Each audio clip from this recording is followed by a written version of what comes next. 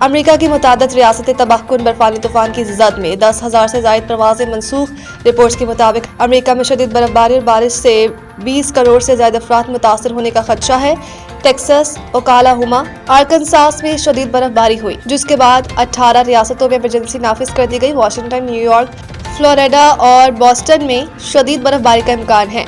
New York के mayor ने शहरियों को घरों में रहने की हिदायत कर दी। 9 रियासतों में नेशनल गार्ड्स को मुतहर्रिक कर दिया। शदीद बर्फबारी के बायस अमेरिका भर में 10,000 से ज्यादा परवाजें मनसूख हो गई, जबकि 84,000 से ज्यादा सारिफिन बिजली से महरूम। अमेरिकी सदर ने कहा कि रियासती इदारों के साथ मिलकर शहरियों की हिफाजत यकीनी बनाई जाएगी।